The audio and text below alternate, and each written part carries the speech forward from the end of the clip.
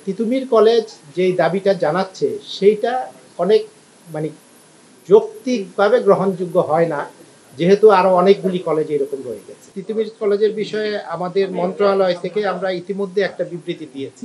এর পিছনে একটু যাই, যখন 7 কলেজ নিয়ে আন্দোলন হচ্ছিল তখন আমাদের উপদেষ্টা মহোদয় 7 কলেজের ছাত্র প্রতিনিধিদের সাথে একটা সভা করেন। সভা করে সিদ্ধান্ত নেন যে 7টা কলেজ নিয়ে একটা বিশ্ববিদ্যালয় করার ব্যাপারে আমরা একটা কমিটি করব, হাই পাওয়ার কমিটি করব। সেই অনুযায়ী একটা কমিটি করা হয়েছে ইউজিসির চেয়ারম্যান মহোদয়কে নেতৃত্বে। সেই কমিটি কাজ করছে। এখন একটা বিশ্ববিদ্যালয় করার জন্য কিছুটা সময়ের প্রয়োজন হয়। সেই সিদ্ধান্ত নেওয়ার 2-1 দিনের মধ্যেই আবার তিতুমির বলল যে তারা আলাদাভাবে একটা বিশ্ববিদ্যালয় চায়। এখন আলাদাভাবে তিতুমিরের বিশ্ববিদ্যালয় হওয়ার যে দাবি, সেই দাবির যৌক্তিকতা তো প্রমাণ করতে হবে। কারণ হচ্ছে যে তিতুমিরের মতো আরো অনেকগুলি কলেজ আছে, ঢাকা শহরে আছে, ঢাকার বাইরে আছে। যে কারণে আমরা শিক্ষা মন্ত্রণালয় থেকে গত শনিবারে একটা বিবৃতি দিয়েছি যে আমরা 7 কলেজের যে দাবি সেটার প্রতি সরকার সহানুভূতিশীল, কিন্তু তিতুমির কলেজের এটাকে আলাদাভাবে একটা বিশ্ববিদ্যালয় করার বিষয়টা আরো অধিকতর পর্যালোচনার দাবি রাখে এবং সেটা সহানুভূতির সাথে কমিটি বিবেচনা করবে।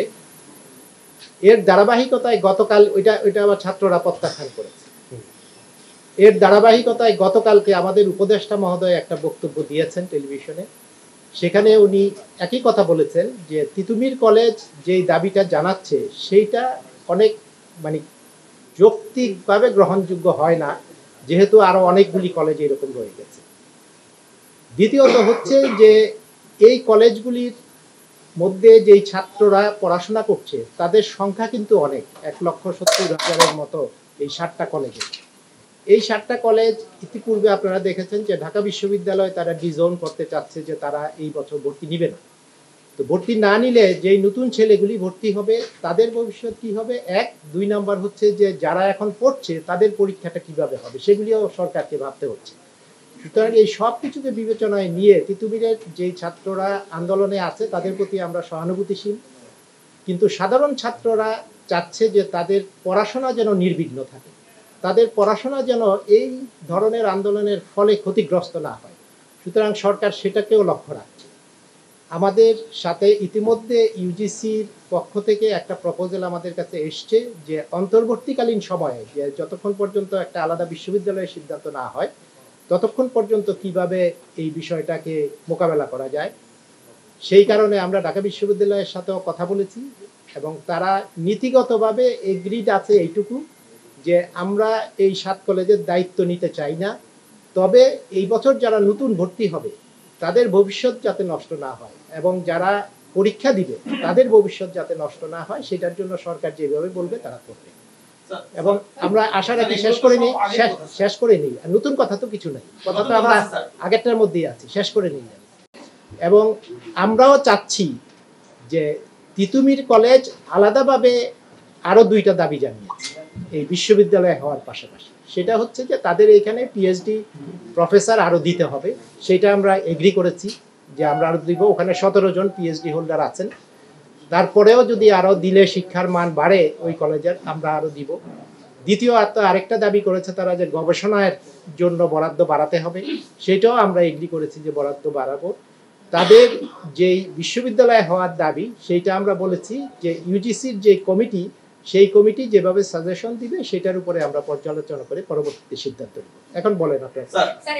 আমি যেটা বলছিলাম স্যার, সেটা হচ্ছে যে এই কিছুক্ষণ আগের যে কথা, তারা এখন অসংখ্য স্টুডেন্ট রেল লাইনের উপরে শুয়ে আছে এই মুহূর্তে, এবং তারা ঘোষণা দিয়েছে প্রধান উপদেষ্টা এবং শিক্ষা উপদেষ্টা ওনারা দুজন গিয়ে ওখানে ঘোষণা দিতে হবে পৃথিবীর বিশ্ববিদ্যালয় হবে, তারা হলে রেল লাইনের উপর থেকে তারা শুয়ে আছে অলরেডি। সে ছবি আমরা প্রচার করছি গণমাধ্যমে।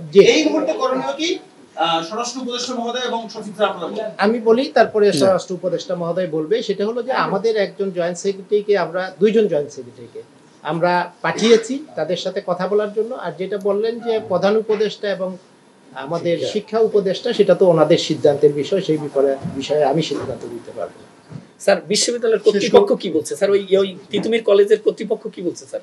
আচ্ছা, সেটা একটু বলি। সেটা হলো 7 কলেজের প্রিন্সিপালের সাথেই আমি বসেছিলাম এবং টেলিফোনে তো সব সময় কথা হচ্ছে। স্যার এই আন্দোলনের সাথে সবার কলেজের যেই প্রিন্সিপাল মহোদয়রা আছেন সেখানে তিতুমিরের প্রিন্সিপালও ছিলেন, ওনারা যেটা বলছে যে তারা চায় যে শিক্ষার একটা সুষ্ঠু পরিবেশ কলেজগুলিতে আসুক, কারণ সাধারণ ছাত্রছাত্রীরা অর্থাৎ অধিকাংশ ছাত্রছাত্রী, সাধারণ ছাত্রছাত্রী বলতে আমি বলছি যে যারা এই আন্দোলনের মধ্যে সক্রিয়ভাবে নাই সেই রকম ছাত্রছাত্রী অধিকাংশ 90% ছাত্রছাত্রী, তারা কিন্তু চায় যে তাদের পড়াশোনা যেন অব্যাহত থাকে। এবং তারা যখন আন্দোলন করছিল তিতুমির, সেই দিনও কিন্তু পরীক্ষা হয়েছে তিতুমিরের, সেদিন অনার্স পরীক্ষা ছিল এবং সেই পরীক্ষা হয়েছে এবং ছাত্রছাত্রীরা অংশগ্রহণ করেছে, ছাত্রছাত্রীরা পরীক্ষা বর্জন করে নাই। সেটা আপনারা বুঝে নিতে হবে, আমি তো বিশ্লেষণ দিতে পারবো না, আমি ঘটনা বলতে পারি। একটা বিষয় যদি ক্লিয়ার করেন, আপনারা যদি বলেন যে তিতুমির বিশ্ববিদ্যালয় হবে না, সেই মেসেজটা ক্লিয়ার দিচ্ছেন না কেন? আপনারা কেন ঝুলিয়ে রাখছেন যে সম্ভাব্যতা যাচাই করা হচ্ছে, যুক্তি বিবেচনা করা হচ্ছে, এক জায়গায় যাচ্ছেন না কেন? এখন পর্যন্ত আমাদের উপদেষ্টা যে বক্তব্য দিয়েছে এর অতিরিক্ত আমার কোনো বক্তব্য নাই, যে এখন পর্যন্ত তিতুমিরের এই দাবির যৌক্তিকতা দেখা যাচ্ছে না। তবে যেহেতু আমরা একটা কমিটি করেছি, হাই পাওয়ার একটা কমিটি করেছি, সেই কমিটিকে তিতুমিরের বিষয়টাও গুরুত্ব সহকারে বিবেচনার জন্য বলা হয়েছে। একটা কমিটি যে জায়গায় করা হয়েছে সেই কমিটি কোনো রিপোর্ট দেওয়ার আগে আমরা মন্ত্রণালয় থেকে আরেকটা কথা বলে ফেলাটা ঠিক হবে না।